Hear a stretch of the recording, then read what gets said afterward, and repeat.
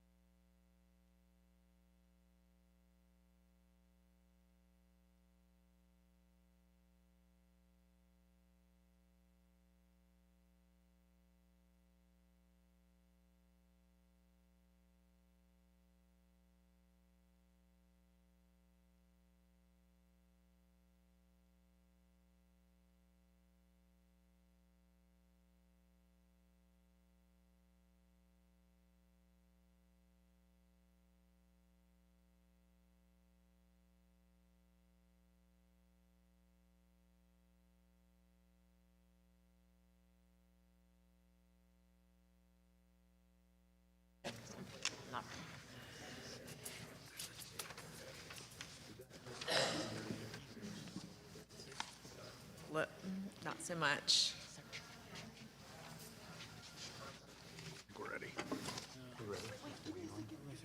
Oh, good point. Oh, you got Dwayne over there. You and Sherry have Dwayne. We got him. Okay. Check it out. Let's see. Are we ready?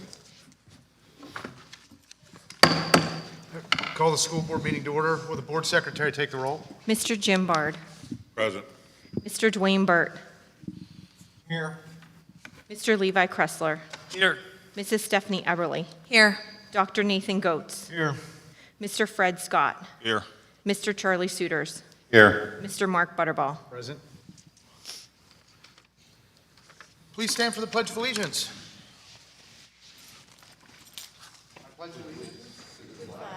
of the United States of America and to the republic for which it stands, one nation, under God, indivisible, with liberty and justice for all.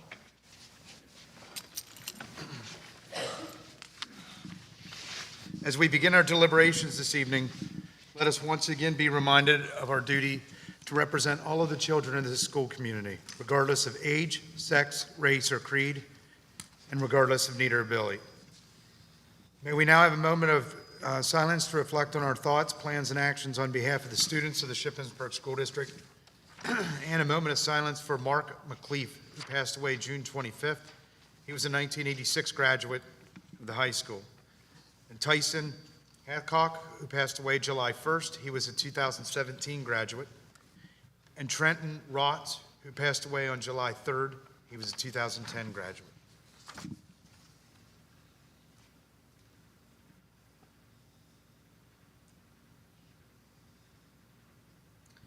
Thank you.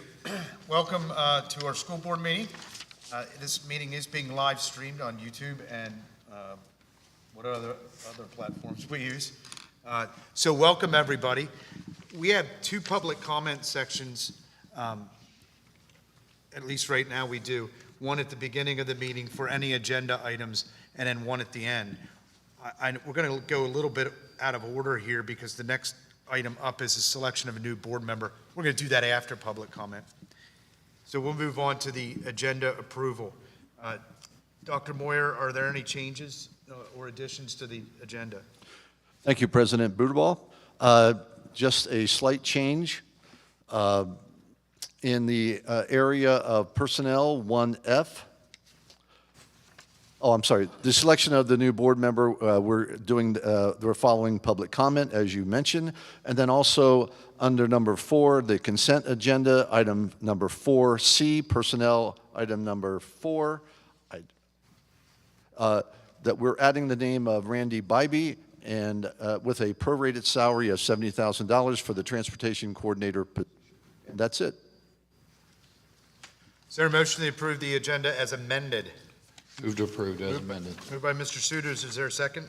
Fred Scott seconds. Second by Mr. Scott. Roll call. Mr. Jim Bard. Yes. Mr. Dwayne Burt. Dwayne Burt, yes. Mr. Levi Kressler. Yes. Mrs. Stephanie Eberly. Yes. Dr. Nathan Goetz. Yes. Mr. Fred Scott. Yes. Mr. Charlie Suders. Yes. Mr. Mark Butterball. Yes. Motion carried unanimously. Thank you, Christie. Before we move on to public comment, I did want to let the public know that we met in executive session this evening at 6:30 to discuss, what did we discuss? Personnel Yeah, it was a personnel matter involved in a hiring. and a legal matter. Yeah, and a legal contract matter. We're now open at the public citizen comments. This section of public comment is for agenda items. I don't see that anybody signed up for public comment for an agenda item. Is there any? Okay. Hearing none, we'll move on now to the selection of a new board member. Do we have folks here to talk? Corey, Roxanne, and Becky.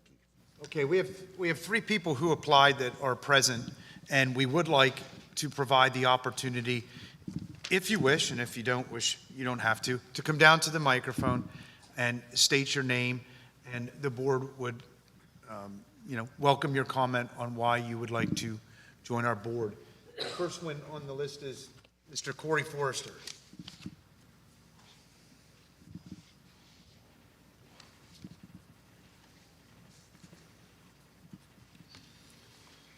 Good evening. I feel like it's a job interview. I'm 50 years old. I've never had a job interview. I've worked at a family business my whole life. This is the first time resume, my letter of intent, that's the first time I ever did anything like that. And I don't know if you got to read it. I'm sure you all get to read it. I think that's what we're supposed to do is when hiring someone. But it was a humbling experience for me to know that I'm 50 years old and this is the first job interview I had. So I've hired 200 people in the last 20 years at my business and probably fired some of the same. And sitting at this job interview, I never understood on that side when I was looking at their face, trying to hire them, what was going through their head. Like, why can this person interview so well? I hire them.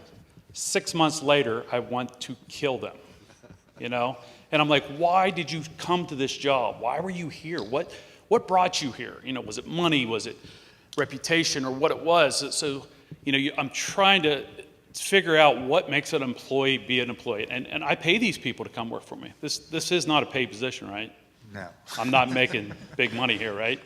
So what would ever make a person do this? Like, why would a person want to sit on that side? Why are you guys doing this? Why would I want to do this? So that's the question I'm going to answer is why I want to do this. I looked, my kids both went through Shippensburg School, both graduated with honors. They're out of school now. My daughter just graduated. And this school did a lot for my family.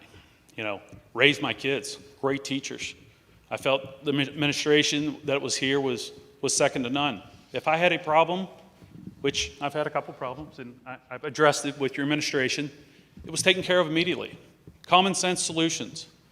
And I felt that, sometimes my common sense is not important anymore. Like the world's changed and common sense does not kick in. But in my business and my common sense is what got me to where I am today. So I want to bring that common sense approach to this board. I want to bring my business sense to this board and help. And I want to help. I'm not saying that you did something wrong or you did something wrong, or I've went to one board meeting in my lifetime. Shame on me that I was not more involved with my board. I feel this time is a civic duty for me to try this out, see what I can do and see what I can help, and use the common sense business approach that I have in business right now to be effective on the board. And I appreciate you having me, and thank you. Thank you. Roxanne Lehman. All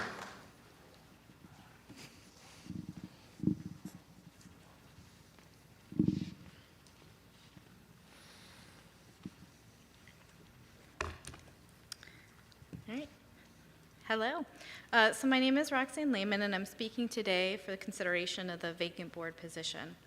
I've been a resident of Shippensburg University for almost 20 years, and I have been following along virtually with the challenges and issues brought to the school board, over the last few years. I came to Shippensburg for my education, and I stayed here to raise my family. I have 2 children in the school district, and through the involvement with my children and their education, I developed a passion for supporting our schools and the children of our community. It's my vested interest and my fresh perspective that I believe will enable me to lead a successful term with the other members of our school board. A bit of background on myself: I'm a Shippensburg University alumni, class of 2009. My son, 10, attends the intermediate school, and my daughter, 7, Nancy Grayson Elementary. Within these schools, I have been a part of both PTOs for over the last 5 years.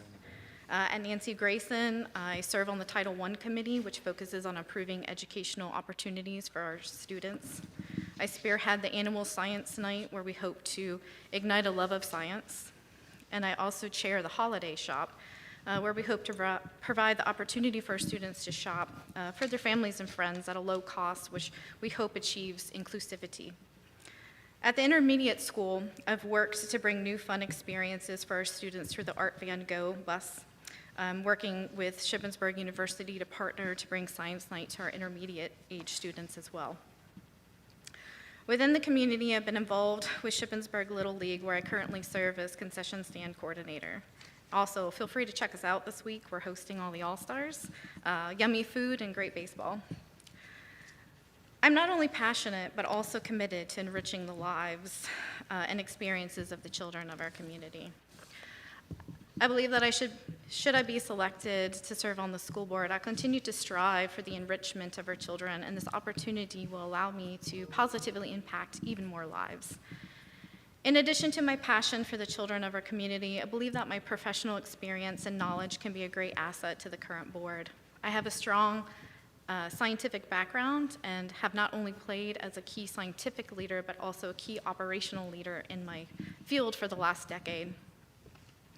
I've managed multiple teams across multiple sites and multiple continents, all while achieving successful milestones and executing against our multi-million-dollar contracts.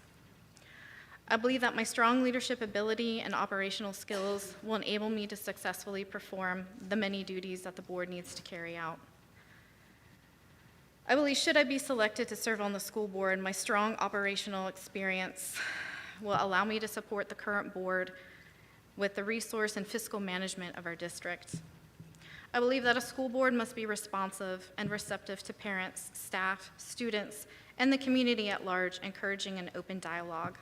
The board must take input from all groups and weigh all facts before making a decision. I believe that a school board must build public understanding, support, and participation. I believe that a school board must not only plan for today, but ensure we have a clear roadmap for our future.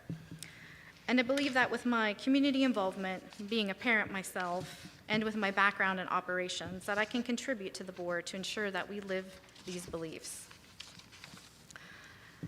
My efforts as a board member would center on serving all the children in our community. We're a diverse community and have to celebrate that diversity. Our schools are here to serve the educational needs of all children.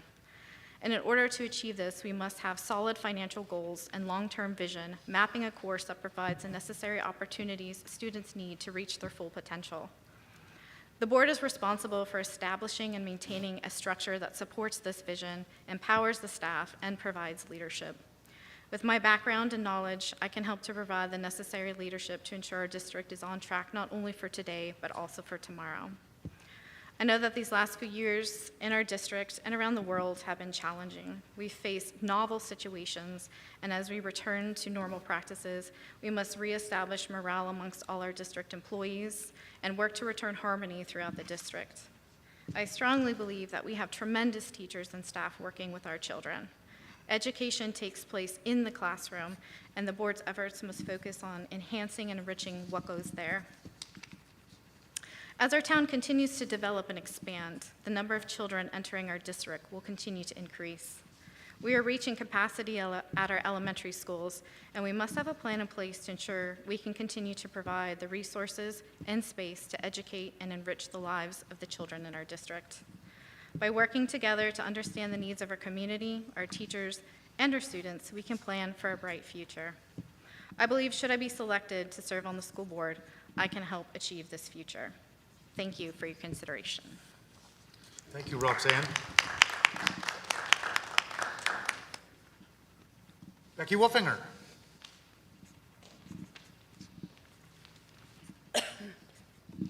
Good evening, board and community members. My name is Becky Wolfinger, and I'm a resident of Southampton Township. A little bit about me personally before I tell you what I hope to offer the school district and community. I am a wife of 24 years to my high school sweetheart, the mom of 4 kids, and a SHIP resident for the last 15 years. We have had the joy of watching 2 of our kiddos already graduate from the district with the amazing support, partnership, and guidance of our hardworking teachers. I also have 2 students currently attending, one in the middle school and one in the high school. My kiddos are both active participants in the middle school and high school band, and I recently became co-president of the high school band boosters. Now on to what I can offer the children, teachers, and community members of Shippensburg. First, let me start by saying almost 3 years ago, I would have never thought I would be seeking out this responsibility. But what I found through the darkness of COVID was a ray of sunshine and a passion for the children in our community who were suffering, like my own children, with trying to navigate the virtual world. COVID connected me to many parents who were looking to express their voices, who were unsure of how they could be heard, and really just wanted options for their children. COVID created many challenges for the community, the school board, our teachers, and our students over the last couple years. I think it really just opened our eyes to existing problems that were never really put under a magnifying glass. I personally was frustrated and felt left in the dark, so I became passionate about showing up, being heard, and helping to bring change for the kids and teachers of the community. Some of the key things I have spoken about in the last couple years have been screen time, learning loss, mental health, and bullying. I think we have all seen the effects of COVID that they've had on our children in these areas. So I felt it pertinent to not only raise the issues, but to offer solutions. Over the last couple years, I have always tried to maintain respect and an understanding with each of you. I know that we as a community are not always going to see eye to eye with the board, but for the good of all, to move forward, we have to be willing to work together to find common ground. I feel we need to listen to hear instead of listening to react. I have been able to do that, hopefully, I feel, with each of you. I know as somebody who has taken a very active role in attending and speaking at meetings that it's easy to pretend like we know all of the answers from the outside looking in, that our decision or our ways are the right ones. But I have seen over the last couple years the decisions you make affect a whole community, not just a piece of it. I think your job as a board member is to be a problem solver, and that is one of my biggest key strengths as a mom and business owner myself. I had planned on running last year for school board, but decided against it for the simple reason that I am an all-in kind of girl. I knew last year I would not be able to give 100% of myself to the school board because of my career, but that has since changed, and I'm able to devote as much time as needed to the position this year and to our community. Although I decided against running last year, I still stayed committed to attending and speaking out on the issues at the board meetings. It's not enough to just listen to them from home. If you want to be a part of change, you need to show up and dig in. With being as active of a participant as I have been, it also means that I am current on all issues and would be able to immediately bring value to the board with informed decision-making abilities. There will be a learning curve, surely, but another one of my key qualities is being somebody who adapts quickly to change.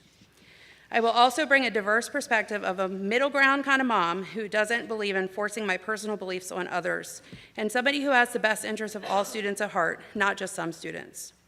I want to thank each of you for your service and for considering me for this position, and no matter what happens, I will continue to serve the district and the community in whatever ways possible that I can. Thank you, Becky. The board also had one other applicant, Jory Shope, for the board to consider this evening. Jory was unable to attend the meeting tonight, but her name is up for that as well. So the way the board process could work on this is we could do one of two ways, and I'm just going to choose one. One way we could is similar to the way we do board leadership elections and take nominations. The second way we can do this, and I don't know if it'll require more than one vote or not, I guess we'll find out, is we'll just do a roll call of board members, and you can state the name of the individual that you would wish to fulfill the vacant board seat that was vacated by the resignation of Mr. Don Hilbinger. So before I move on to the roll call process, does any board members have any comments? Could I say something real quick? Yes. I'm just really impressed with the app. I mean, that four folks, would raise their hand and say, like, I'm willing to do this. I'm willing to step in, and just really impressed with that. I think that shows a lot to our community. It's an onerous process to get on this board to engage in the running process, running for election, and I can certainly understand why that would be distasteful for a lot of people or a sort of eliminator. So, this is a sort of excellent opportunity to get involved, and I'm really just impressed. I think it says a lot of good things for our community that four seemingly very qualified people would raise their hands and volunteer. And speaking only for myself, I'm sure that the board would be well served to have any of you four as part of it. For me, just really want to thank you all for volunteering. Thank you. Any other comments, or we'll move on to the roll call? Christy, will you take the board roll, please? Mr. Dwayne Burt. Becky Wolfinger. Mr. Levi Kressler. Mr. Forrester. Mrs. Stephanie Eberly. Becky Wolfinger. Dr. Nathan Goetz. Ms. Lehman, Mr. Fred Scott. Mr. Forrester. Mr. Jim Bard. Mr. Forrester. Mr. Charlie Suiters. Becky Wolfinger. Mr. Mark Buterball. Becky Wolfinger.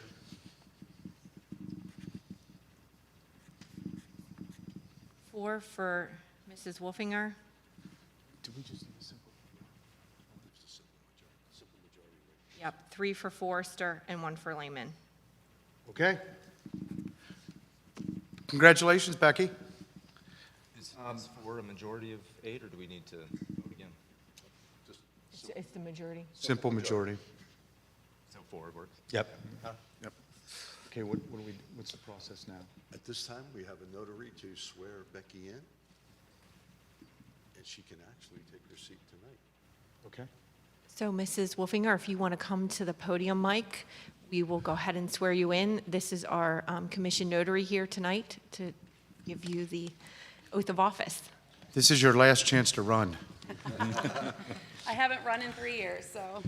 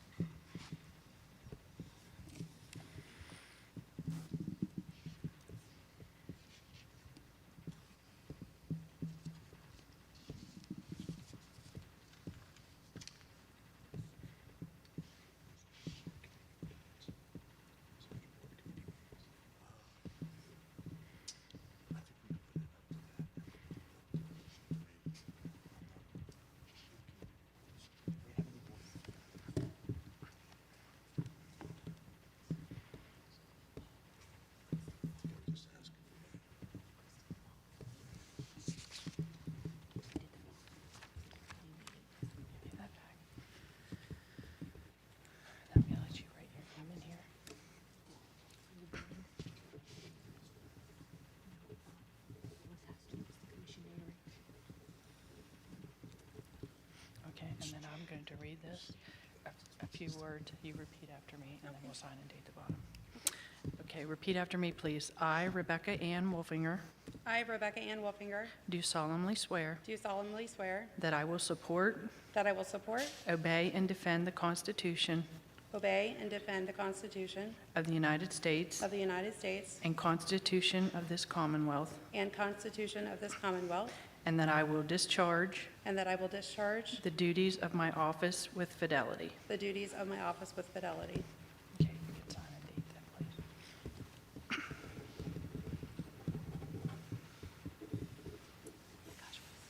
7/11/22.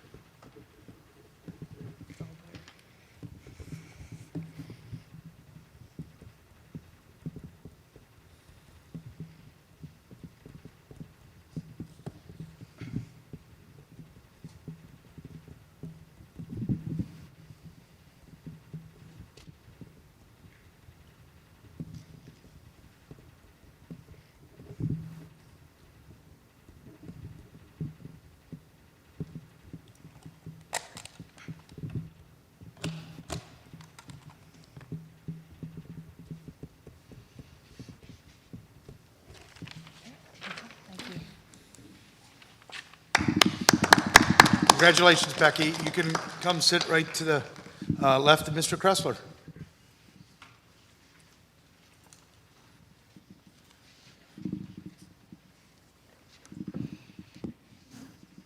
Sherry, does Becky have an agenda there? There's one in here, I think. It does look like she has one in her folder, yes.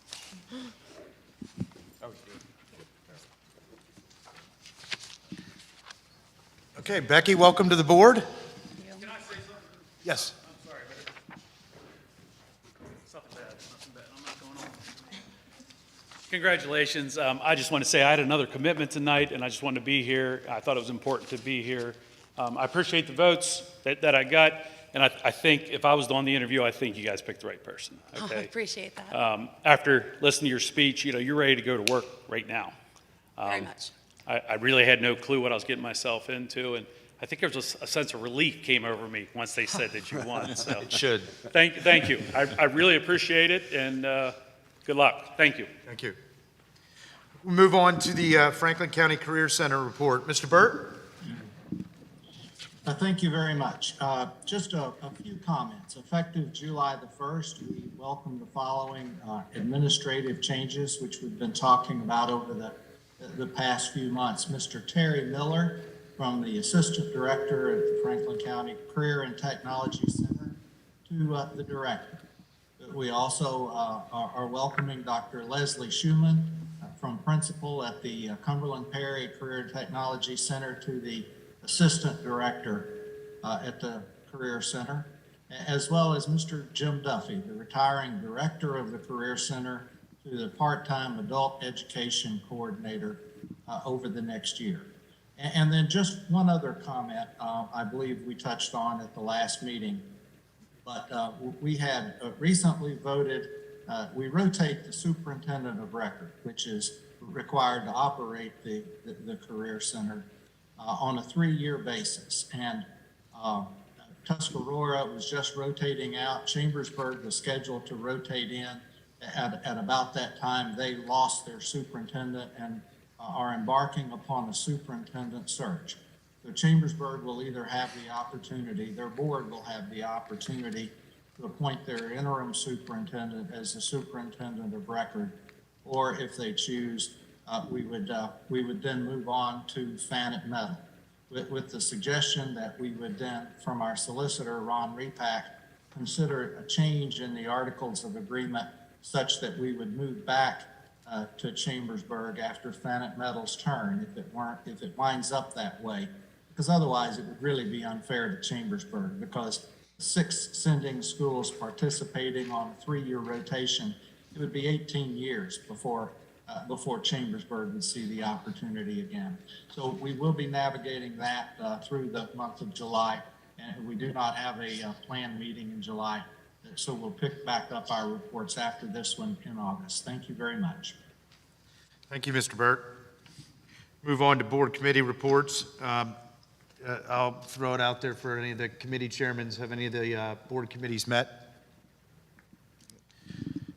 Hearing none, I do believe that several board members did a walkthrough at the middle school. When was that, Charlie? July 5. On July 5th. Okay, And the high school as well. okay. We'll move on to the curriculum report. Sherry? Good evening, everybody. Thank you for letting me speak this evening. Tonight, I'm going to speak about the comprehensive plan. So the comprehensive planning started back in September with our committee of teachers, staff members, parents, community members, and I thank them for all the time that they put in with evening meetings, looking at data, coming up with common themes throughout the district. They did a really great job of helping out with creating this comprehensive plan. I'm going over it tonight in a PowerPoint form. However, it is on the curriculum page for public display as well, and it's also in the discussion items here. The PDE format is not user-friendly to read, which is why I'm going over the PowerPoint to narrow down the 49 pages that's in the comprehensive plan to like what is really the meat and potatoes of our comprehensive plan. So that is what I am going to present to you this evening,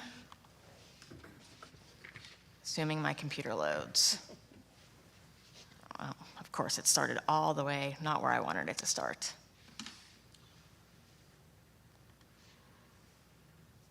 So this comprehensive plan will go into effect when the board does approve it. Right now, I have it slated for board approval on August 8th, unless there are some questions or concerns that I'll have to go back to the committee and revise. So it will go into effect when the board votes on it, and it will stay in effect until June 30th of 2025. Just to remind you all of the process, I'm going to move Mr. Burt out of here. Here we go. Just to remind you all of the process, the committee consisted of administrators from each building, teachers from each grade level span, parents from each grade level span, and community members.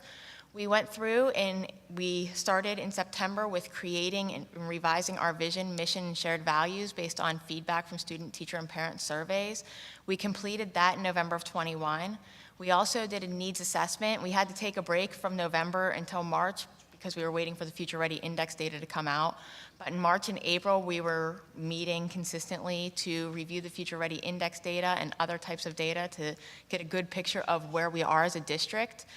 In June, we worked to create goals and plan our processes for the next 3 years. So just a reminder of the vision and mission. Our mission is to empower all learners to define their talents, exercise effective collaboration and communication, and refine their critical thinking skills to succeed. And again, the vision is together we develop well-rounded, collaborative, critical thinkers. The committee created shared values.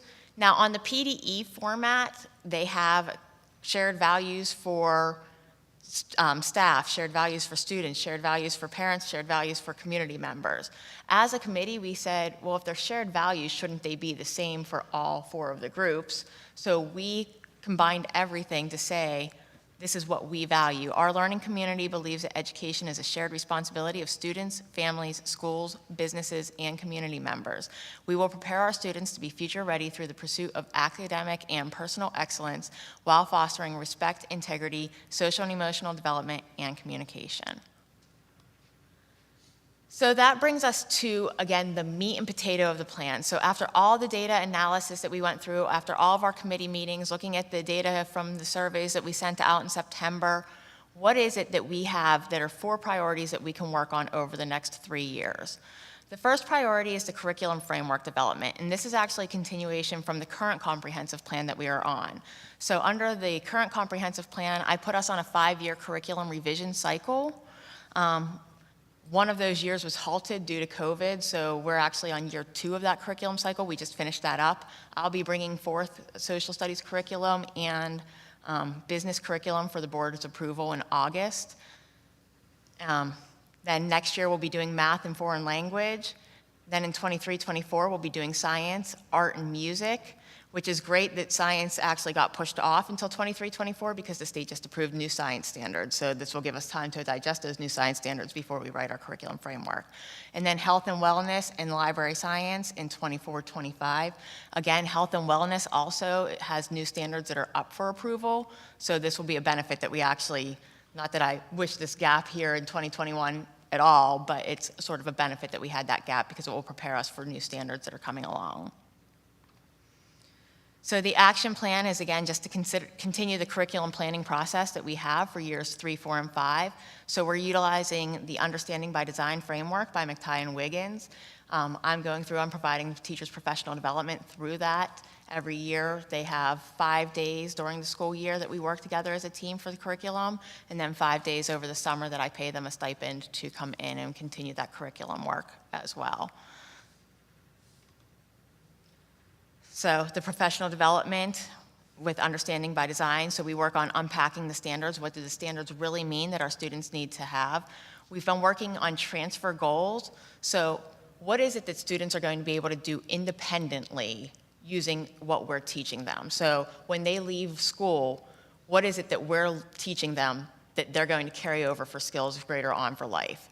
And then we're looking at performance assessments, so it's not just necessarily taking and bubbling in memorization tests, but what can the students do with the knowledge that they are learning from us? And again, here's the 10 times per year that each department is meeting. The priority 2 that the committee came up with is leadership capacity and continuous improvement. So our goal is we will communicate and implement systems for continuous improvement and organizational coherence. So I have 3 years for target goals for us. The first year for that target goal is that SASD will develop and communicate with all stakeholders, organizational charts of central office staff, and service organizations to ensure organizational coherence towards our shared vision. One of the things that we kept getting from our surveys and from the Comprehensive Planning Committee is it's very confusing to people when they need help. They don't know who to go to. So then they end up going to 25 different people, and it's difficult for them. If you're a parent calling in and you're calling in to try to get help on something and you're being bounced around from person to person. So having that organizational chart that we can share with the stakeholders so they know who to contact for help and assistance. 23-24, SASD will identify, develop, and communicate with all stakeholders various organizational processes to align our efforts within the district. So we're going to talk about this is what you need to do for, this process. For supervision and evaluation, this is the process that you need to do. We're just going to create those processes and make sure they're written down. So when we do have transition in leadership, it's not starting over from scratch.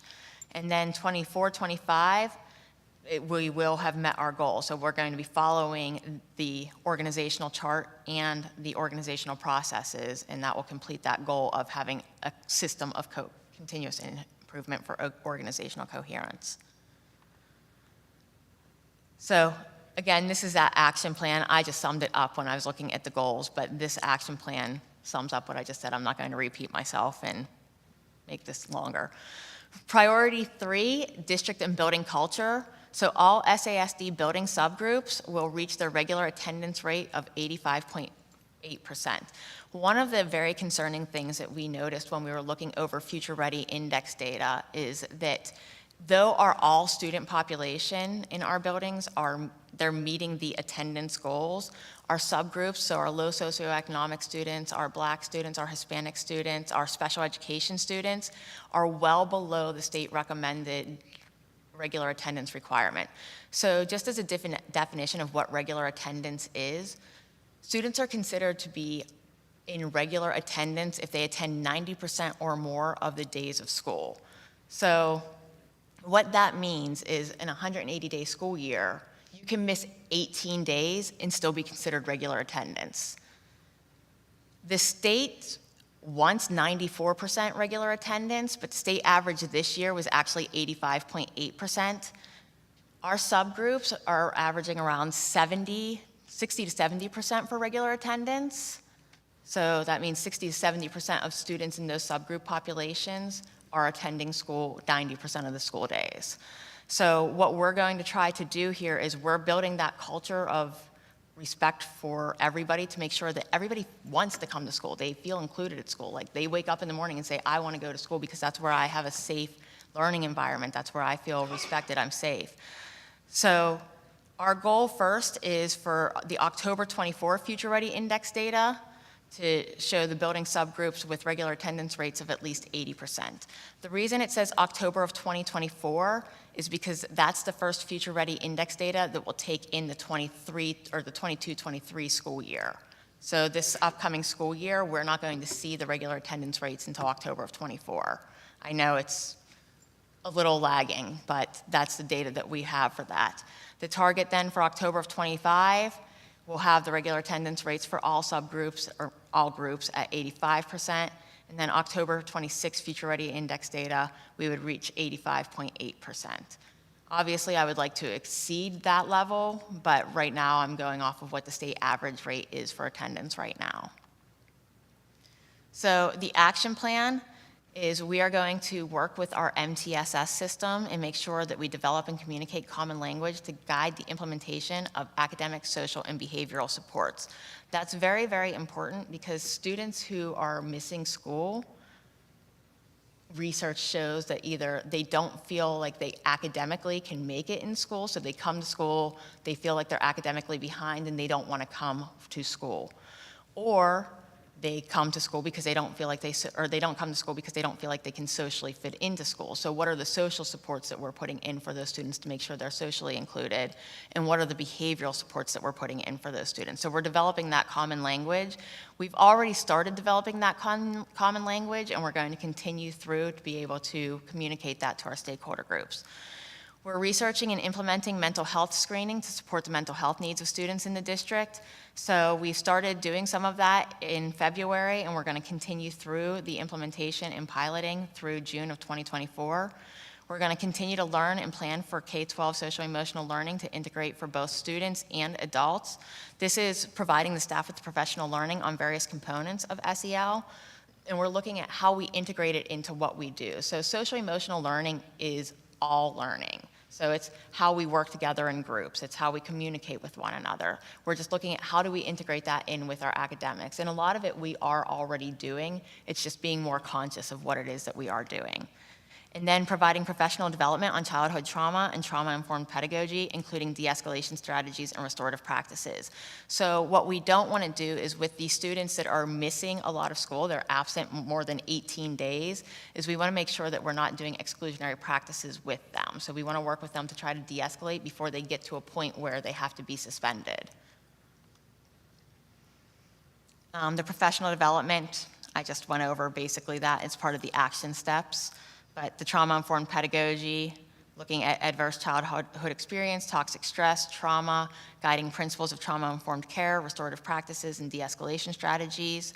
We're going to be going over data analysis and problem-solving forms. So this past year, we just started using the TIPS format for how do we identify a problem and move forward to solving the problem with action research. We're going to continue that and refine it. And then priority 4 is student-centered support. So this very much goes hand in hand with priority 3 because this is our MTSS process, so the multi-tiered systems of supports for students. So this upcoming year, we're going to do K-8 implementation of the MTSS framework with targeted academic interventions. So this year, we're going to be focusing on the academic interventions for MTSS. Then next year, we're going to be building in targeted social and behavioral interventions. So for the 24-25 school year, we should have a full fidelity utilization of the MTSS to be able to support our students. So the action plan, you'll see some of the similar layovers with priority 3, where we're continuing to learn about social-emotional learning, the mental health screening, the common languages, the de-escalation, or the PD on childhood trauma.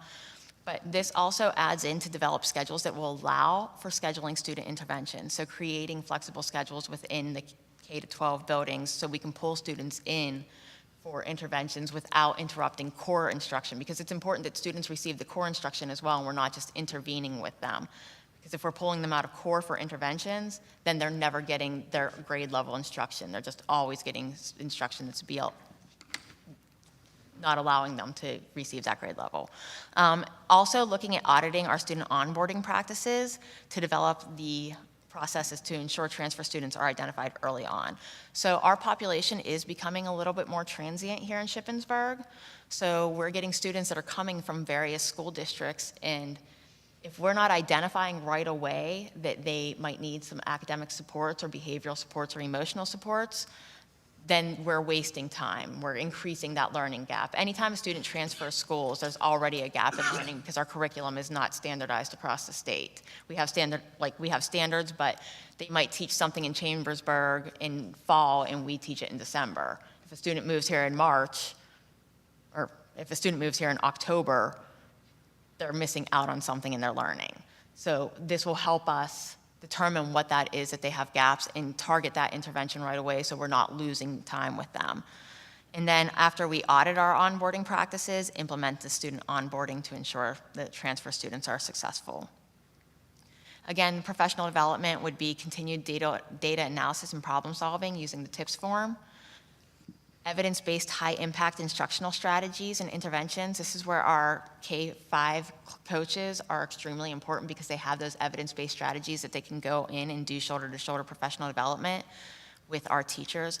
Letters training, which is helping with our science of reading and ensuring that all of our K-3 teachers are truly grounded in the science of reading as part of their practices. The mental health screener, we're going to need professional development in how to administer that and properly analyze that data. Trauma-informed pedagogy, and my question slide isn't here. So that is the meat and potatoes of what we will be working on for the next 3 years of our comprehensive plan. Again, the whole comprehensive plan is in the discussion items. It shows all of the data that we went through and all the trends that we analyzed as part of this process. But I didn't want to spend 2 hours talking to you guys about this. I just wanted to give you the meat and potatoes. So if you have any questions, I'd be happy to answer them. Well, I want to thank you, Sherry, for the detailed report. Comprehensive planning is, critical to a school district and really critical to our school district. And I certainly appreciate all the information you provided throughout the whole process. Thank you. Okay, we'll move on to the superintendent's report. Thank you, President Boudreau. I also would like to echo your remarks in regards to Sherry and the comprehensive plan. And Sherry, I would also say Christy and I are aware of some good news today, that it looks like the state, from the reports that we're getting, are going to be making resources available to help us out with trauma interventions, with mental health screening, and those types of important things that also really fall into a safety and security plan. So it's nice to see that they're backing up what they said is important, and they're providing resources to us and other schools to make that happen. So thank you for your efforts, and I think we will be having some good news for you and how we can implement this plan with fidelity with the resources that we need. Do have a couple of things that I'd like to share. Also, as Dr. Goetz said much more eloquently than I, but I do want a personal thank you to Corey, Roxanne, Becky, and Jory for stepping up and being willing to take that risk and to apply for this position. And Becky, congratulations. I look forward to working with you and planning a little onboarding process for you and training and so on along the way if you're open to that. Absolutely. And then also,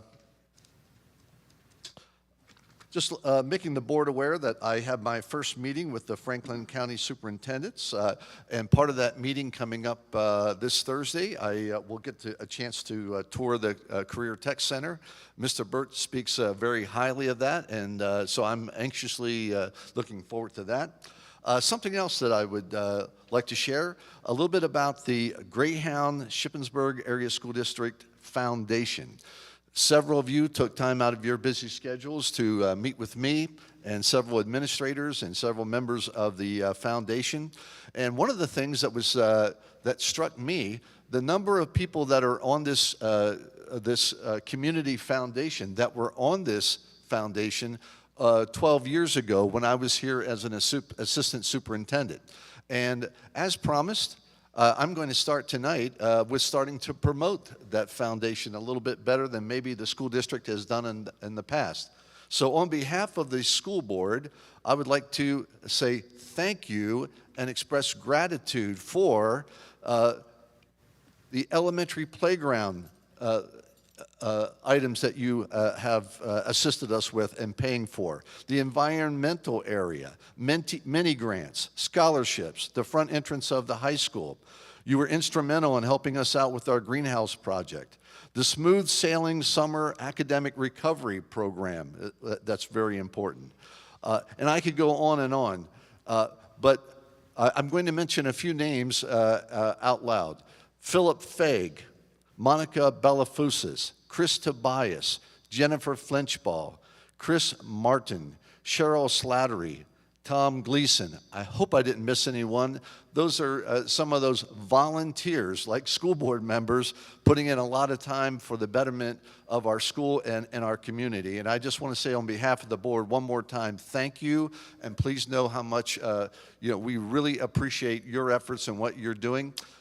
Christy, Sarah, Christy, who else is going to be attending?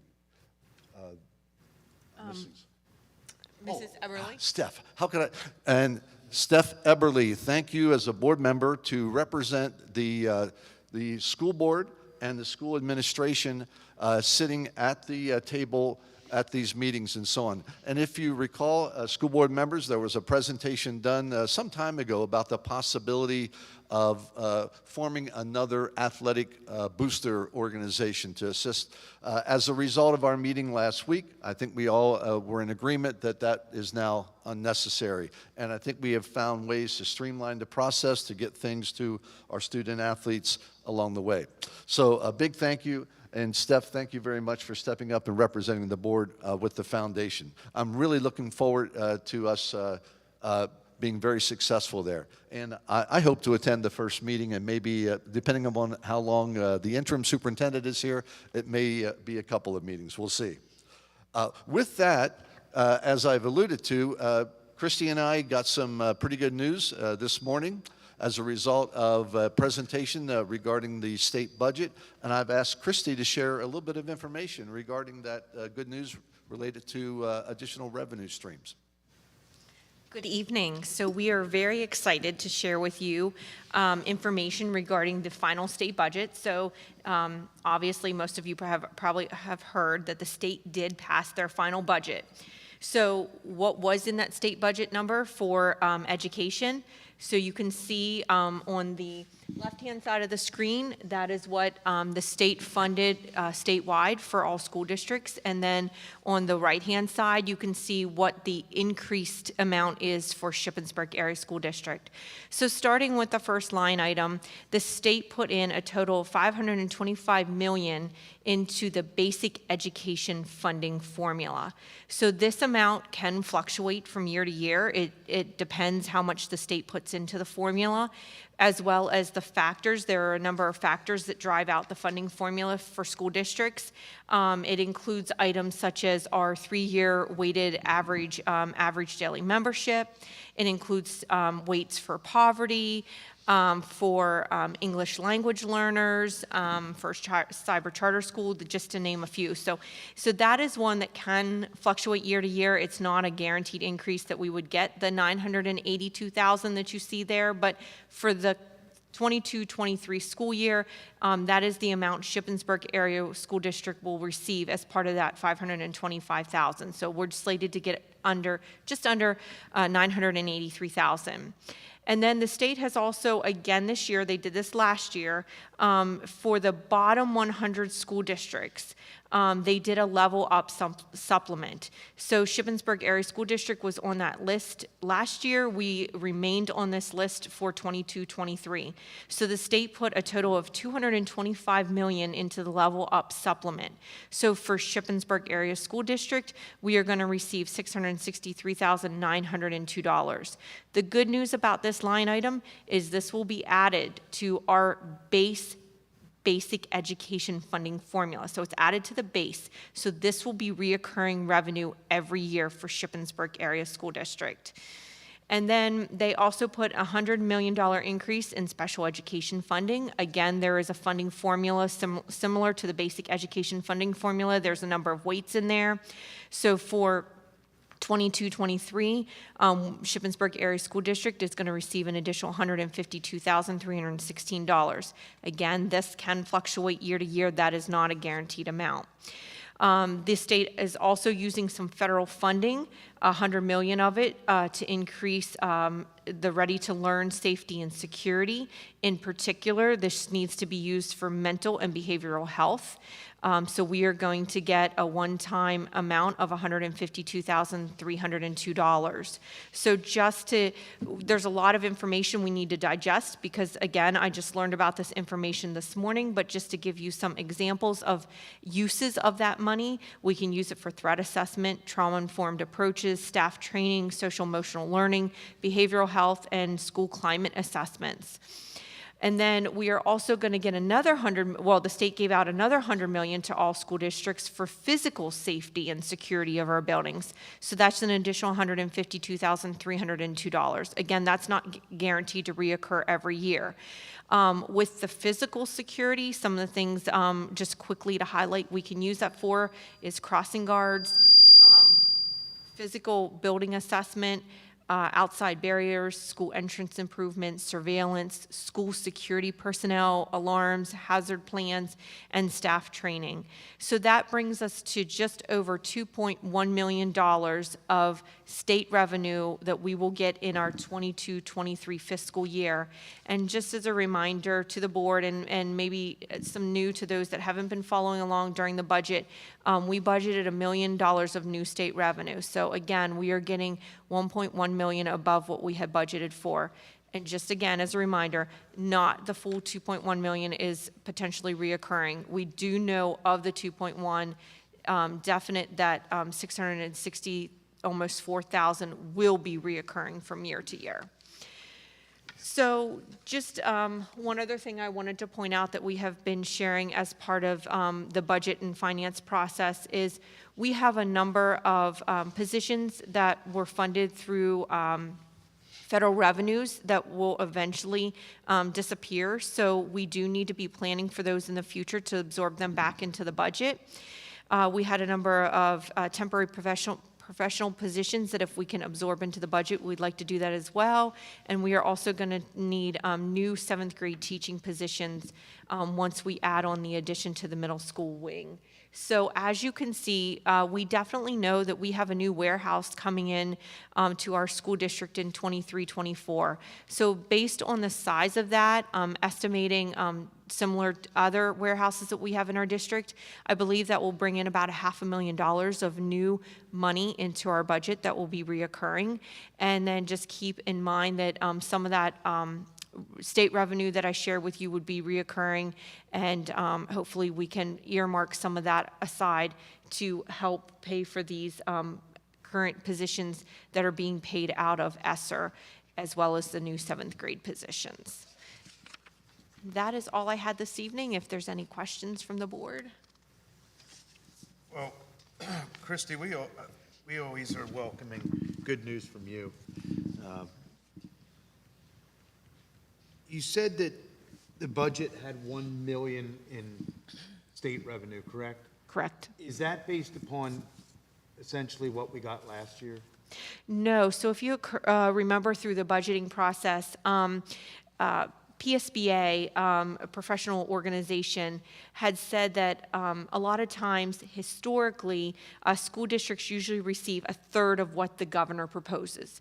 So through the budget process, as we spoke, the board had recommended putting a third of what the governor's proposal was into the budget. So that is what we did, and obviously we got more than a third of the governor's proposal. Okay, thanks.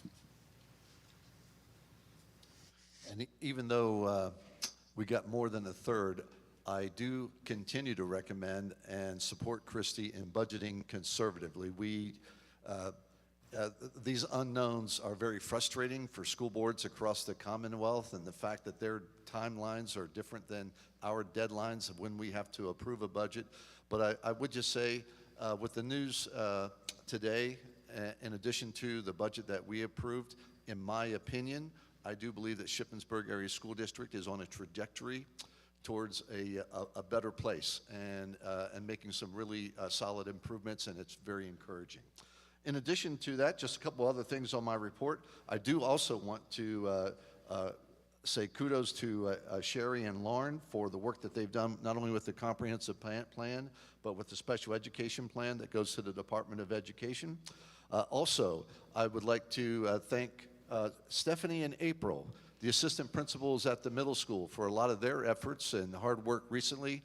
Tomorrow morning, I'm looking forward to working with them, and we're meeting with some parents, and we're looking at revitalizing and restarting the parent-teacher organization at the middle school level. Evidently, over the past couple of years, that's kind of died off a little bit. And then finally, just a quick message to the board. If your calendar in August is if it isn't filled up already, I have an idea on what you can do to fill that up. If you take a look at the last page of this report, there are a lot of open houses. There's a lot of orientation sessions of new staff members. Just wanted to say on behalf of the administration here and the staff, you are welcome to any and all of those things. I think it could be a lot of fun if you have time to attend. And we do appreciate your time over and beyond the time that you volunteer for the regular meetings. That concludes my report. Did you read the donation? I did not. Thank you, President Buterball. There was, I forgot to mention it. I got so excited I got to mention the donation report. So on behalf of the Shippensburg Area School District, we acknowledge receipt of donations from the following. Miscellaneous $37 in monetary donations from Sam's from our Dress Down fundraiser to support the Shippensburg Area Intermediate School Facility Dog Program. As you know, I believe we're approving the high school program tonight. The middle school program is in a little bit of flux, but I'll work with the administrators there and the staff there, and I'll see where we're at in that process. Next, under the donation report, the College Board / total registration limited liability, AP testing proceeds in excess of expenses to be used by the Shippensburg Area Senior High School Guidance Department for testing supplies, value around $1,106.84. The Nori Media Group, $300 monetary donation to support the purchase and expenses for the new high school van. The Jason Woodall and Rondell Woodall Charitable Trust of $150 monetary donation to support the Shippensburg Area Intermediate School Facility Dog Program. And I believe that concludes my report now. Thank you, Dr. Moyer. Move on to the consent agenda. Approval of the minutes from June 27th. B, finance reports. C, personnel, administrative staff. Administration recommends approval of the following resignations. Shannon Harmon, school psychologist. Gregory Miller, principal at the Shippensburg Middle School. Administration recommends approval of the following new appointment. Laura Bird, school psychologist. Randy Beebe, transportation coordinator. Professional staff, administration recommends approval of the following FMLA qualifying leave of absence request. Michael Peters from January 3rd through March 3rd. Administration recommends approval of the following professional staff transfers. Amy Boyer, middle school librarian to middle school and James Byrd librarian. Scott Burkholder, Shippensburg Area High School librarian and art teacher. And James Byrd Elementary School librarian, Nancy Grayson Elementary librarian to the Shippensburg High School librarian and art teacher. Rhonda Faust, Shippensburg Area High School learning support teacher to the Shippensburg Area High School math teacher. Administration recommends approval of the following promotion. Jamie Cottle from full-time custodian to registered behavior technician at the school district. Angela Hostetter from part-time classroom assistant to alternative high school art teacher and art teacher at the high school. Administration recommends approval of the following new appointments. Lindsay Glunt, emotional support teacher at Nancy Grayson. Amber Keller, English teacher as a second language. Michaela Oradzansky, learning support teacher at the intermediate school. And Lindsay Pittman, autistic support teacher at Nancy Grayson Elementary School. Support staff, administration recommends approval of the following terminations of employment: Darian Fine, full-time utility maintenance worker, and Dylan Four, full-time custodian at the middle school. Administration recommends approval of the following transfers: Darlene Timmons, part-time cashier helper at the intermediate school to part-time head cook at the intermediate school.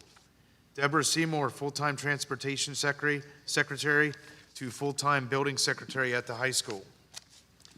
Administration recommends approval of the following new appointments: Lael Bischoff, part-time kitchen helper at the high school. Carolyn Friend, part-time ABA classroom assistant at James Byrd. Charlotte Hoover, part-time noontime aide at Nancy Grayson. Kelsey Pittman, part-time noontime aide at Nancy Grayson. Heather Rogers, part-time ABA classroom assistant at James Byrd. Bonnie Sabot, part-time noontime aide at James Byrd. Denise Tricka, part-time kitchen helper at the high school. Supplemental staff, administration recommends approval of the following resignation: Timothy Davidson, middle school assistant wrestling coach. The administration recommends approval of the following new appointments: Alex Ramos, high school assistant football coach. Blake Scheilhauer, high school girls JV assistant basketball coach. 4D is the Capital Area Intermediate Unit School Age Education Services Agreement. 4E is the Teacher Induction Plan. 4F are your Shippensburg Area School District handbooks.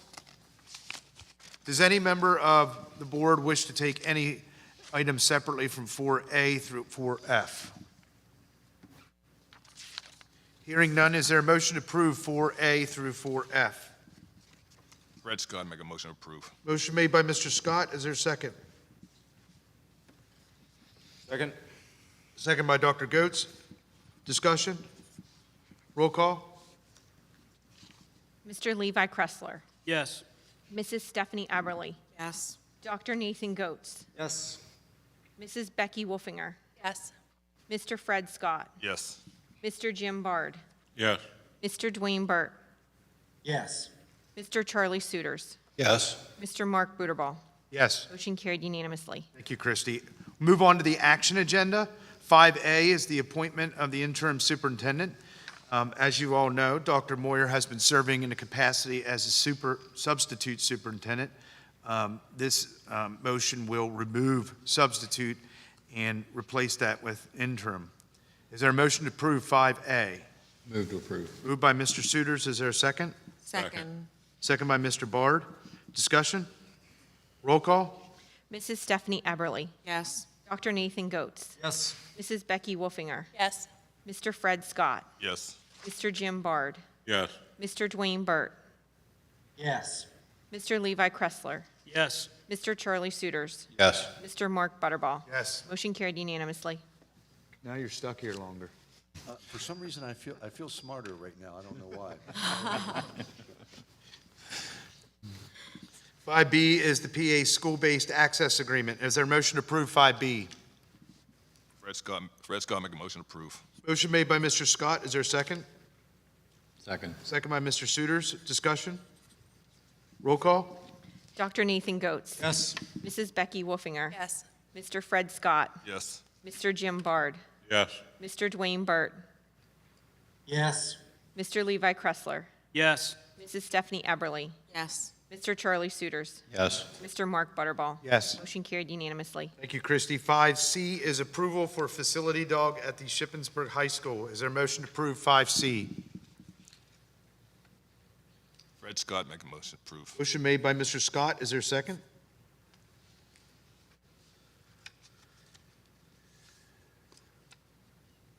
I'll second that. Second. Second by Mr. Kressler. Discussion? Roll call?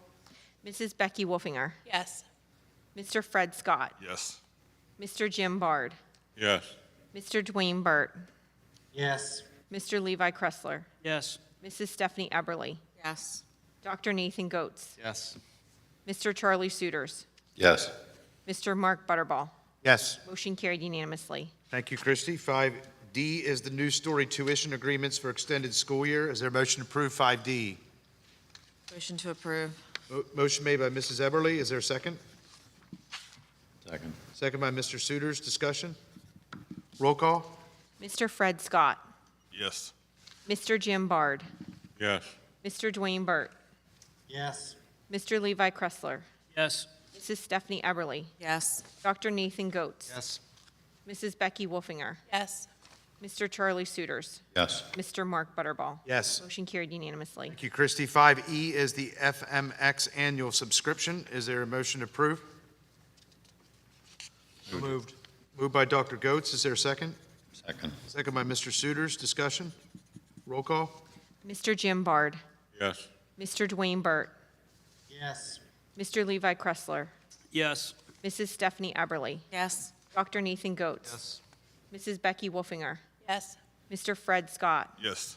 Mr. Charlie Suiters, Yes. Mr. Mark Butterball. Yes. Motion carried unanimously. Thank you, Christie. 5F, textbooks to be sold, donated, or disposed. Is there a motion to approve 5F? Move to approve. Moved by Mr. Suiters. Is there a second? Scott second. Second by Dr. Goetz. Discussion? Roll call? Mr. Dwayne Burt, Yes. Mr. Levi Kressler, Yes. Mrs. Stephanie Eberly, Yes. Dr. Nathan Goetz, Yes.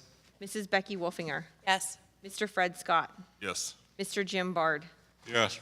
Mr. Charlie Suiters, Yes. Mr. Mark Butterball. Yes. Motion carried unanimously. Thank you, Christie. 5G is approval for the special education plan. Is there a motion to approve 5G?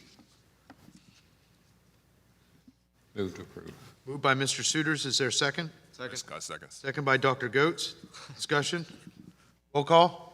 Mr. Levi Kressler, Yes. Mrs. Stephanie Eberly, Yes. Dr. Nathan Goetz, Yes. Mrs. Becky Wolfinger, Yes. Mr. Fred Scott, Yes. Mr. Jim Bard, Yes. Mr. Dwayne Burt, Yes. Mr. Charlie Suiters, Yes. Mr. Mark Butterball. Yes. Motion carried unanimously. 5H is the cyber insurance requirements. Is there a motion to approve 5H? Move to approve. Moved by Mr. Suiters. Is there a second? Second. Second by Dr. Goetz. Discussion? Roll call? Mrs. Stephanie Eberly, Yes. Dr. Nathan Goetz, Yes. Mrs. Becky Wolfinger, Yes. Mr. Fred Scott, Yes. Mr. Jim Bard, Yes. Mr. Dwayne Burt, Yes. Mr. Levi Kressler, Yes. Mr. Charlie Suiters, Yes. Mr. Mark Butterball.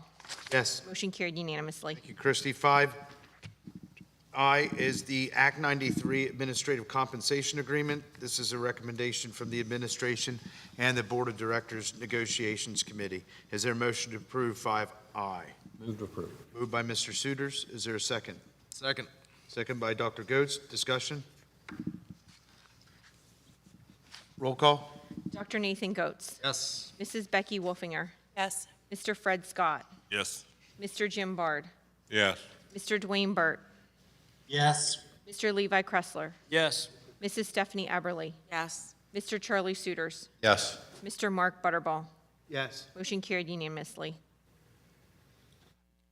Just a quick comment on that. On behalf of the administrative team and the board, I want to thank Mr. Charlie Suiters and Dr. Nathan Goetz for negotiating in good faith with our members of our representatives of our administrative team. And I just feel, even though I've been here a short time and just being present in part of those interactions, there was a high degree of mutual respect demonstrated, and I just want to thank you for your efforts. Thank you.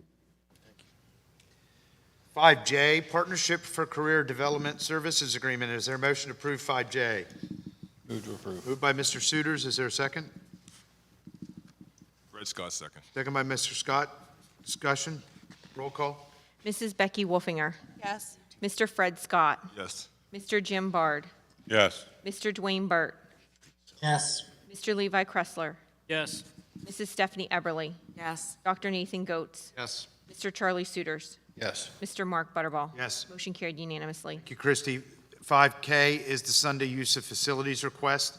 This is the high school soccer club has requested the use of the high school soccer field on Sunday, July 31st. The request is being made in pursuant to Board Policy 707. Is there a motion to approve 5K? Motion to approve. Motion made by Mrs. Eberly. Is there a second? Second. Second by Mr. Suiters. Discussion? Roll call? Mr. Fred Scott, Yes. Mr. Jim Bard, Yes. Mr. Dwayne Burt, Yes. Mr. Levi Kressler, Yes. Mrs. Stephanie Eberly, Yes. Dr. Nathan Goetz, Yes. Mrs. Becky Wolfinger, Yes. Mr. Charlie Suiters. Yes. Mr. Mark Butterball. Yeah. Motion carried unanimously. Thank you, Christie. And that concludes the action agenda. We'll now move on to the discussion agenda. Any middle school project update, Mr. Creeds? Okay. Anybody have any facilities comments before we move on with the discussion agenda? I thought it might be nice if, I hate to put you on the spot, but Dr. Moyer, if you wouldn't mind sort of sharing with the public the meeting that or the walkthrough that we had last week and sort of where we're headed with our future planning? Yes, thank you, Dr. Goetz. Last week, July 5th, that afternoon, we spent actually several hours at the middle school and the high school. The vast members of the school board were able to make that time. At the end of our walkthroughs, I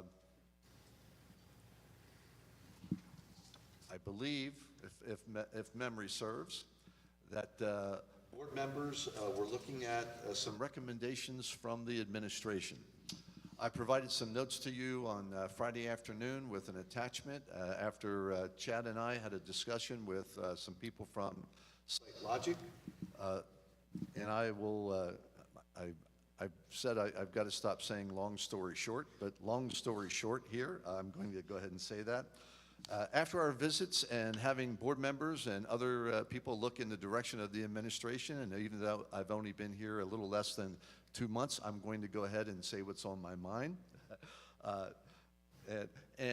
This is just from someone who's got 4 decades of experience, has been through a lot of renovation projects in the past, and truly, even though my time here might be limited, I really care deeply about these decisions, because I realize these are decisions that will impact the students in this community and the staff and the board for many years to come. But after considering everything and waking up at 3 and then 5:30 in the morning on the evening of July 5th, and the next morning, July 6th, I believe, and this is just my personal standpoint, and Mrs. Luffy, I'm hoping won't jump out of her chair tonight. I believe for us to reasonably get the vast majority of things that we are really looking for, I do think that we have to consider keeping the high school gymnasium where it is at and make some significant upgrades. And I have some very specific thoughts about how that could be done, but certainly SiteLogic, and I'm sure a lot of other people have some thoughts in that regard. My feeling is the amount of money that would have gone into a brand new gymnasium would free up us to address some priority issues at the middle school, specifically the office administration areas for sure, possibly the performing arts area and cafeteria area a little bit. That's where we could have better access and better flow and maybe a little bit safer environment for our students. At the high school here, my opinion is this, I'm just going to go ahead and say it publicly, our family and consumer science area is somewhat of an embarrassment. Despite substandard room and equipment and appliances, somehow Mrs. Luffy's team of teachers are still turning people away from that elective. And that's a credit to the people that are involved here, the instructors and the professionalism and the instructional delivery that they're turning kids onto that. Obviously, we need to expand the cafeteria in the high school because of the just the sheer numbers that we're dealing with in that regard, and then also possibly a little bit in that area of the performing arts, if I recall. The other thing that this does for us, and I think it does for the board, it would free up enough money that we could take, enough resources that we could take a look at the outside athletic facilities, and we would have some flexibility, I think, to do what we would really like to do. And the thing that I'm sensing, again, when the board members and other people looked in this direction, I sense that something's a little bit different than maybe 12 years ago when a lot of these discussions were still occurring when I was here as an assistant superintendent, that there is a sense of urgency and that we really want to see some things happen. So I'm going to go ahead and address a little bit further. And a couple of members of the board and administrative team and others from the community have asked me what I think about the outside athletic facilities. I truly believe that whatever we do, we want to make sure that we have a facility that's going to be used by our physical education team, our co- and extracurricular teams, and that it's going to be heavily used. And our kids, our staff, our community deserve that.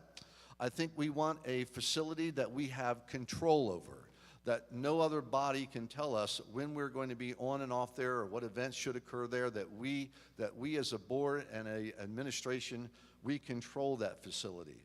And then also, finally, we want a facility that we can protect. In my opinion, protecting our assets is critical. I've seen other districts. I was part of one where a decision was made to build a stadium a couple of city miles away from our main campus. There was vandalism. There was people utilizing the facility at times that didn't have the authority to do that, and so on. We have that facility on our campus, and within eyeshot, our staff, our administration, our board, our student body, we have a number of people that would have a vested interest in protecting those assets. I don't think we hurt our relationship with the borough and Memorial Park. I think the facilities there, in my mind, are analogous to the family and consumer science area of the inside over here at the high school. That's my opinion on that, and taking a look at those facilities and so on. It would take an awful lot of resources to bring that up to a certain standard. I do believe those areas at Memorial Park, if we can partner with the community and improve those to some degree, they could be heavily used for practice fields and things like that. So it's not that we don't, no, I say we, I'm talking me right now, so I don't want anyone else taking flack or responsibility for that.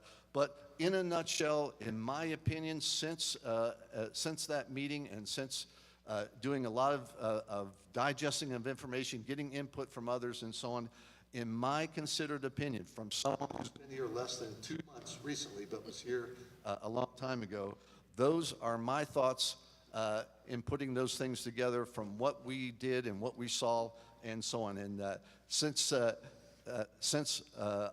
was asked for it, I thought I would go ahead and share it. So be that as it may, and Mrs. Luffy, I hope you're not too upset at me. Well, I really appreciate that. I also, it's my understanding, backing up a little bit, that SiteLogic is working with whomever they're working with to produce new, drawings, a new plan for addressing some of these priorities that you mentioned at the middle school and high school. Is that correct? That is correct. And Chad, correct me if I'm wrong. That's the direction they're moving. Am I right? Thank you. When do we anticipate receiving that?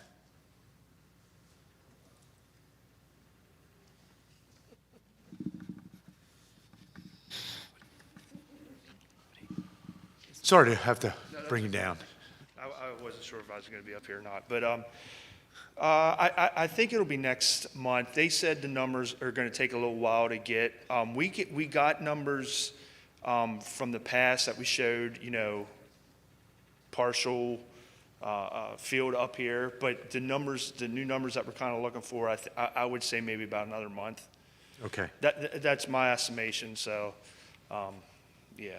I mean, we are asking them to make significant revisions to sort of what the high school plan would look like with a, different sort of cafeteria situation and a different, possibly, I think, different configuration to dealing with some of the student services and admin stuff that was different than what they proposed earlier.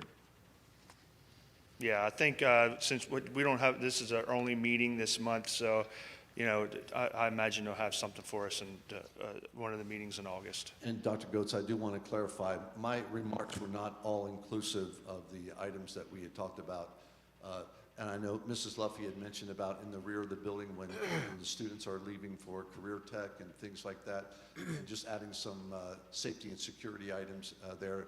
There's a number of other things when we get into the weeds. Correct. Thank you, Yep. Chad. Yep, you're welcome. So Mark, where you're going with that, like the timeline, I can't emphasize enough. When Damien was here from SiteLogic, you know, I think he emphasized it to us a couple times that time is not our friend in this, and I think we all know that.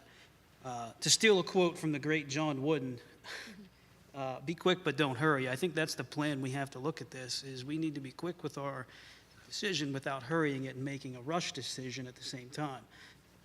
So I look forward to whatever information comes back from SiteLogic. And every time that we send them back to the drawing board, they come back with new ideas or to what we've asked for. So I appreciate that, and I've had a couple of good talks with many of those people from K&W and SiteLogic. I think they've been great. They've answered all my questions. I mean, I of course have a couple of questions. You know, Dr. Moyer, you said about upgrading the current gym. I'm interested, like, what all can we possibly do to that gym that's from 1970 or 71? That's a bit concerning to me, but I'm most certainly willing to listen to that going forward. So I'm really looking forward to that, but I really think, like, we hopefully get this information from them as soon as possible, and we can get all of this discussion to a vote, because we continue to lose money in our bond allowance, and quite frankly, that just hurts all of us. That hurts our kids, that hurts our community, and whatever. I mean, I have my own opinions, I guess, on what my ideal things are. But at the end of the day, if we don't get anything because we don't do any vote, we all lose. So that's kind of where I'm at with this. I would just like us to be quick, but don't hurry, and hopefully get ourselves to a vote as quick as possible. Thank you. Well, Levi, I don't think we hurried. But I'm certainly hoping that, you know, when we get the revised drawings from SiteLogic, and I'm hoping they're going to be here soon, Chad, that this board can start acting on recommendations, because the discussions at some point have to move towards votes to line up the financing, and we need to get that moving. So I look forward to that, and if you could impress upon them as early as August as they could, that'd be really great. I will. I'll keep on. I want it done too, but I am really happy that we did the walkthrough and seen firsthand of the needs that we didn't know. So to get it right is all I want to do. Dwayne Burt, I just want to dovetail on what Charlie said, and he's exactly right. This is about getting it right. You know, the next borrowing was never intended or never planned to come until January of next year. And the other thing is, had we failed to do the walkthrough of the middle school and the high school that took place, I believe we would have got all this wrong. And so it's most important, because we will be locked out of any substantial renovations for the next 25 years, because that's how long it'll take for us to retire this debt. It's absolutely necessary that we move along, but that we get it right. Thank you. Chad, the new plan they have, it will delineate between what we can put in the bond and what we do as a school board? Because, I mean, 25 years, very little has been done. That's what we're doing now. So I don't want everything put in the bond that we can do yearly by yearly. You understand what I'm saying? I think, but I'm not sure I know the answer to that. I mean, there's certain jobs on there, $100,000 that can be done. Are they differentiated from the bond? I don't think they're going to with the numbers that they bring forward. Christy, do you understand? I don't know, but that is something maybe we can follow up with them and ask them if they can delineate what they would recommend go in the bond, which versus what maybe we could do here in-house. Yeah, I mean, certain things as a school board and the school district we're responsible for, and I don't want to throw all that into the bond when those are for other things. That's kind of like what went through on that website. I mean, what we're going to try to do in-house has already been taking taken out of that. All right, so all this is bond, all this. Yeah, like these new drawings are, it's all gonna be, done, that's all projects, done by Site Logic and under them, yeah. Okay. Like some of the examples that we would do that we took out would be kind of like our cameras, our building automated system, like we took that out this year, like that's gonna be done under our 24 capital project, so that'll be us. Okay. Chad, I mean, I think you're all right on like 99% of that, but I think I recall during our walkthrough, like something small, like we found a door. Yeah. It was like, could be repaired. I think that was talked about, like we could do that in-house. So there could be a couple small things, Mr. Scott, but I think the majority of it probably is through bond. Yep, Okay.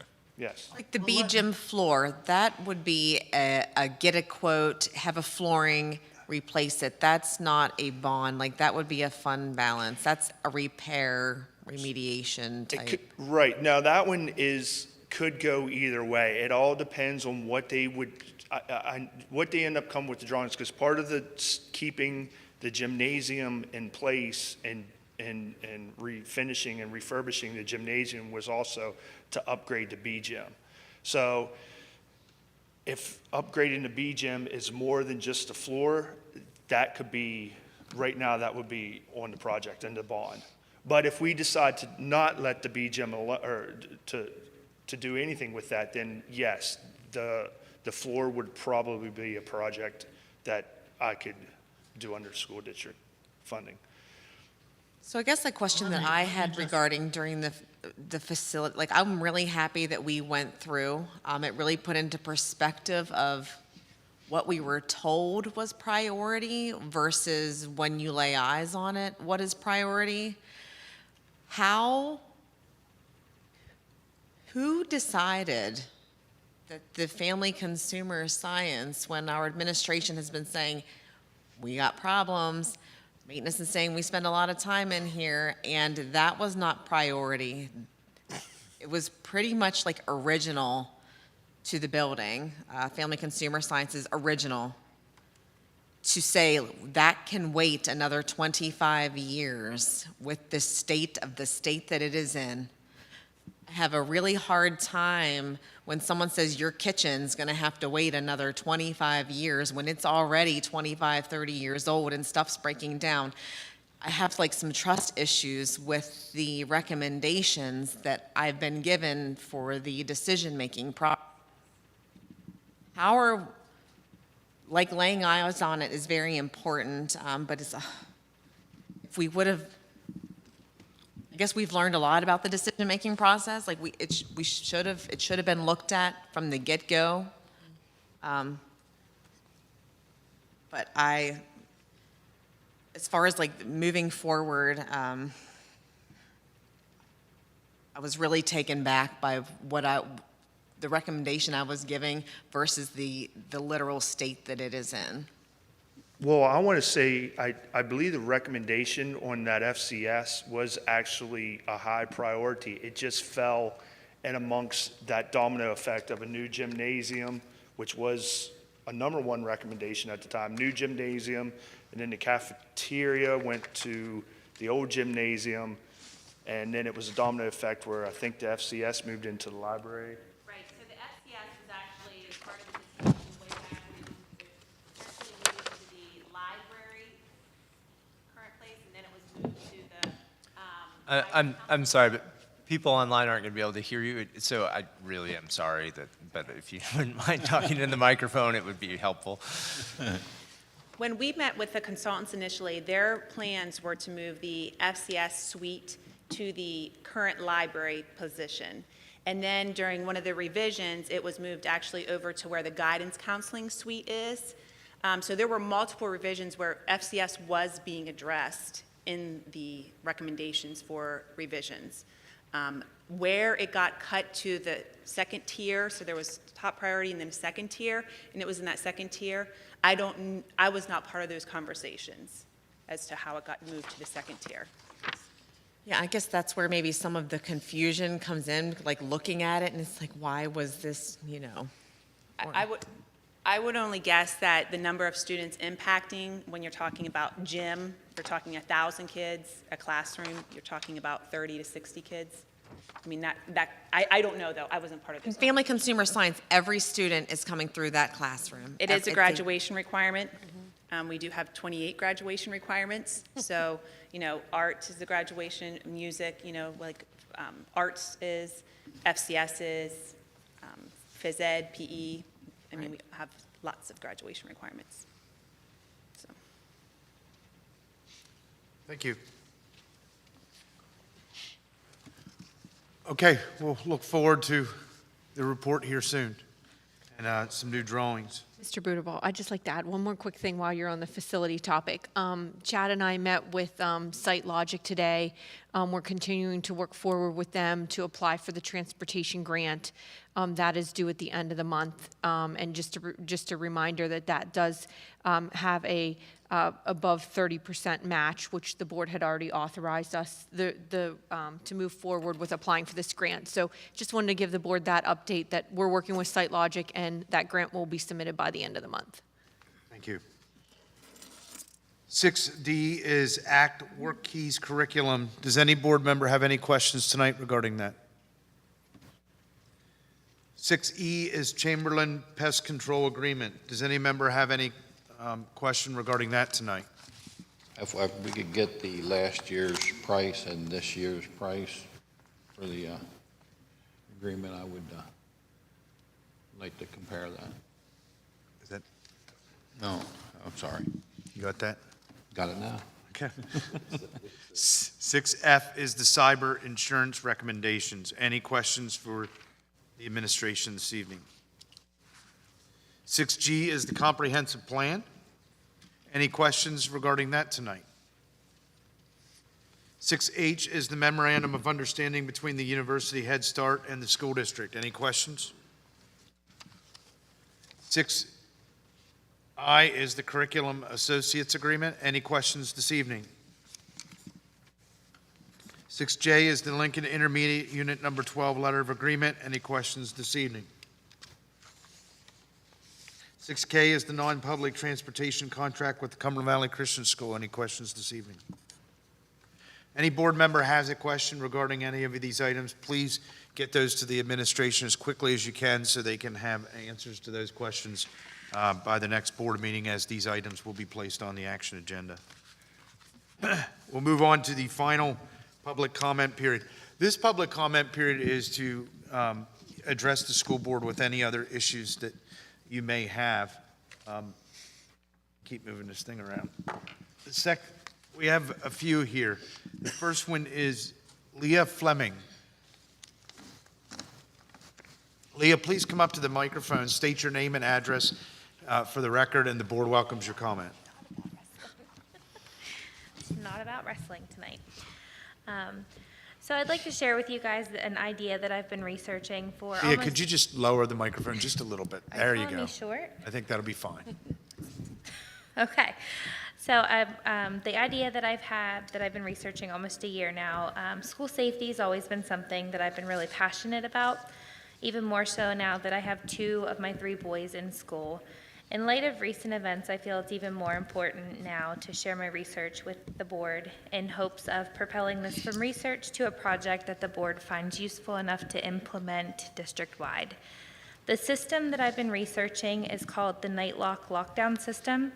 It's currently the #1 rated emergency lockdown system in the U.S. It uses the strength of the floor to withstand an incredible amount of force to all the doors, and it works on any inward and outward swinging doors.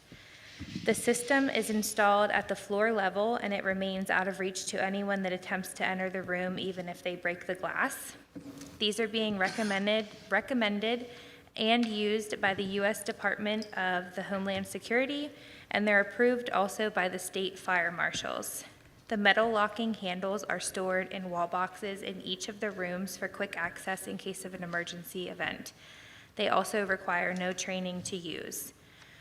Currently, this system is being used in a variety of military buildings, courthouses, museums, casinos, law firms, corporate and commercial buildings, hospitals, medical clinics, thousands of educational campuses in the U.S., including 375 schools in Michigan and 380 schools in Ohio, and this was as of January 2002.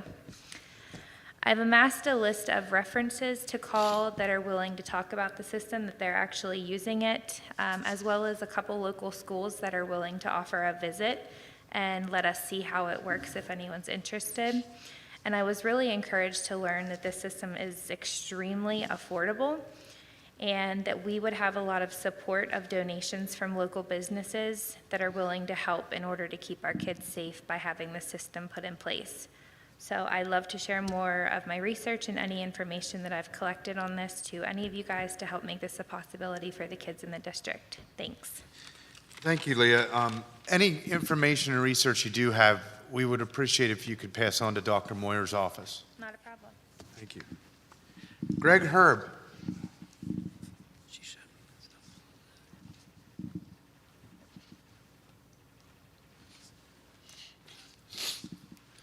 Guess I have to tilt this back up.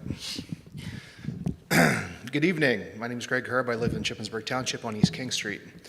I'm a parent of 4 kids in the district and have been an educator in Shippensburg School District for 20 years now. My current role in the district is to serve as a reading specialist at James Byrd, and I am also the reading department chair. I'm here tonight to talk about meeting the needs of our most vulnerable learners. Recently, as Mrs. Lentz discussed earlier, recently the state passed a final budget with a great surprise embedded for Shippensburg Area School District. The level up funding that we budgeted for at $100 million came in at $225 million.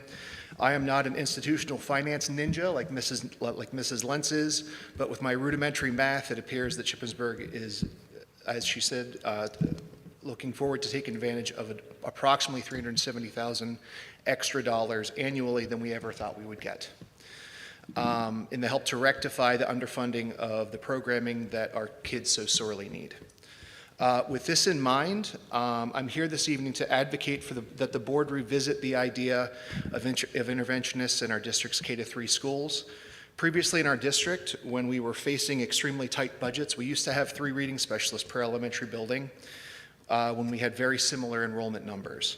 With our state budget issues that we had in the past, our reading department was shrunk in both buildings by 1 interventionist each through retirements that were not rehired through attrition. Currently, our need for intervention and supplemental services for children are so much higher than they ever were at that time. With the high need that we are experiencing through research-based universal screening data, I can absolutely say that we need to be intervening with more children than 2 reading specialists can serve with validity at a K-3 building. All of this can potentially lead to a possible over-identification of children with special education when they just need a little extra services instead of a lot. Research irrefutably states that if we do not have children reading on grade level by the end of 1st grade, there is a 90% chance that they will be a below-level reader in the future. To the layman, common sense suggests that if we set kids up with a strong foundation in their early years, kids will benefit for their entire educational career. Personally, this is why I ask that we prioritize this service for our community's children. While I'm partial and biased to requests for more reading specialists, I cannot turn a blind eye to the incredible need for math interventionists at the elementary level. At this time, there are no extra services beyond regular classroom-based interventions for math remediation and support for children. With all of this need present and to be financially responsible for our community, I'd offer the idea that we explore the concept of adding 2 instructional specialists that have a background that can intervene in both reading and math. It allows us to be responsive to student needs and have the interventions go where the student need is. I've done some asking around to districts that surround us, and this is a semi-common practice that other districts are using. This kind of nimble approach allows us to be able to meet the needs with the MTSS initiative that we're adopting in the early elementary level. Yes, I know that I'm coming to you after our district financial budget has been completed, but with just finding out about the extra state money coming in, I'm hopeful that we can utilize half of this extra money to make a huge difference for our district's children, and use the rest of the money to potentially fund other needed programs like that Mrs. Luffy has suggested, potentially expanding the ag program. I know that was talked about along with the high school gym faculty. our kids deserve the best that we can provide. Thanks for your time. Thank you, Greg. Susan Spicka.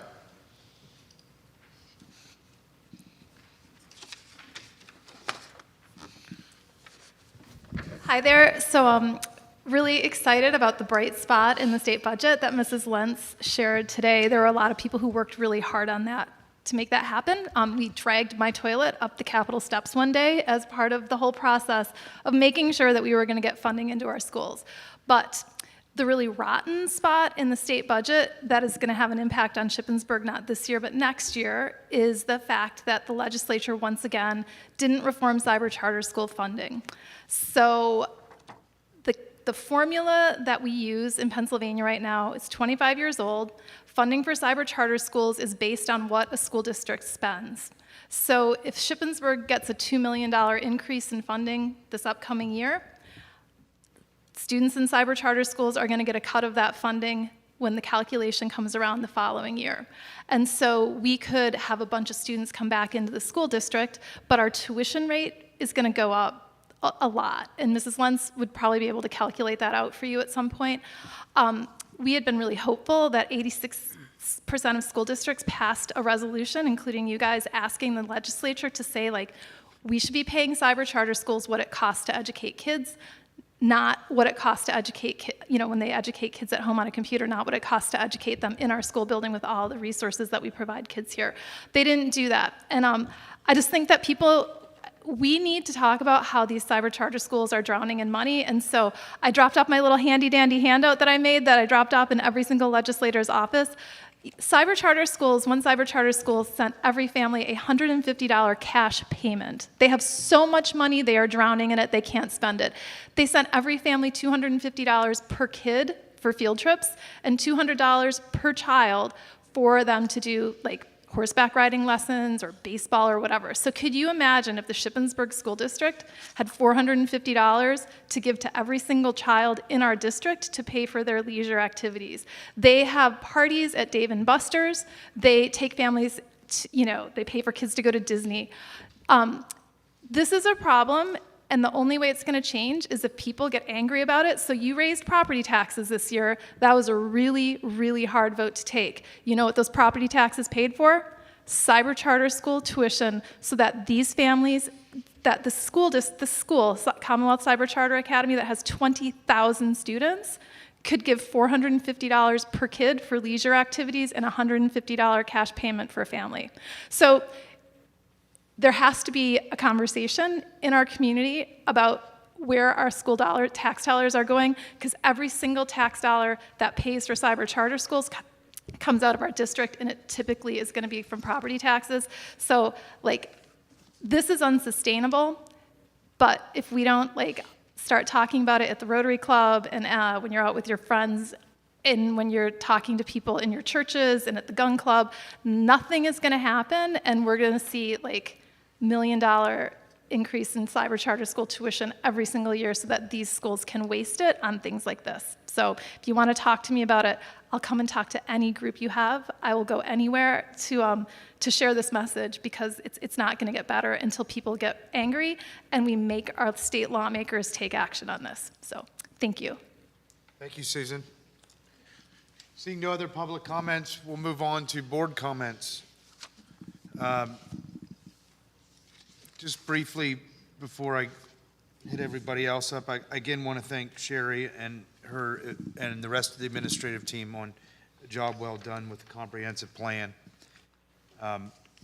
Thank you, Christy, for the update on the budget, and once again, welcome to the board, Becky. Thank you. Mr. Scott. Nothing. Mrs. Eberly. I just wanted to kind of piggyback off of, Greg's comment regarding the math interventionist. That was a really hard decision, for the board to make when we were, the budgeting process with these recurring funds. I really think that it's important that we are allocating them to student programming for which they were intended, and I hope, that we can, relook at that and get that position or multiple of them. As Sherry said, we need more than one, to put put a dent in like, what we need. We're going to need more than one. To follow up on Susan and her comment about the cyber charter, the district, we were had to put together like a little task force to contact families who were currently, to bring them back. Do you have an update on that, or how it's going? How many do we have? How many's coming back? Has any? So they will actually start calling next week. Like when you start calling in early June, the parents haven't made up their minds. We did that a couple years ago, and parents are like, we don't know what we're doing yet. We'll call back in August. So they start calling in mid-July to start recruiting those families back. Okay. All right. Welcome, Becky, and I just want to thank everyone else for taking the time to fill out the paperwork, the resume, the letter of intent, and I appreciate your desire to serve. Mr. Burt? Thank you very much. I appreciate Mr. Herb's comments as well, and I would encourage the administration to look closely at the additional funds and look at particularly these positions he's suggesting or add in early childhood intervention, both math and reading, and to try to make those remediations at the earliest grades possible. I think he's right on track there, and I fully support it. Would ask the administration to look more closely at that. Thank you. Dr. Goetz?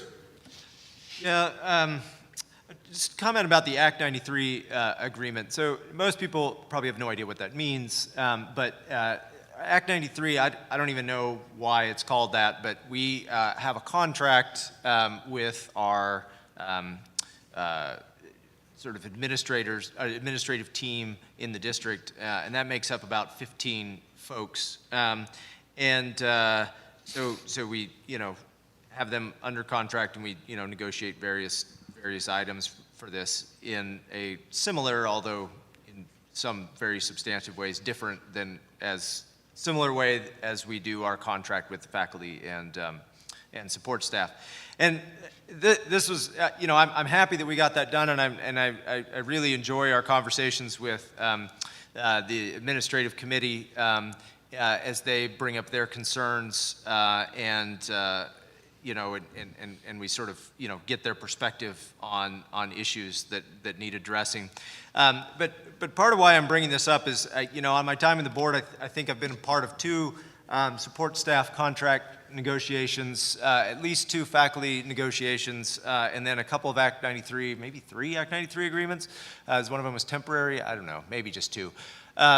What I'm really proud of, what I'm really happy about, I guess, is that, I have not heard any sort of word on this board that is adversarial to any of those groups. And you often hear stories about folks who are elected specifically to just sort of, kind of be in opposition to, a particular group.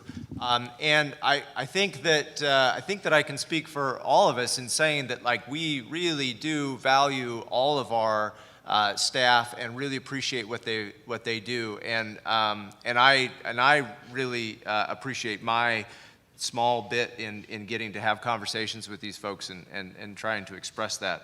So I'm proud of our district in that way. I mean, the facilities and stuff are super important, but theoretically you could have a school without a building, but you can't have school without the people that are, running the school. And I really appreciate that. And I just, I don't think there's anything else that needs to be said, but I will ditto the comments on spending some of this newfound money on, specialists, elementary specialists. I think that's super important. And we talked at some length about the ag teacher before, and I would support that as well if that opportunity presents itself. Thank you.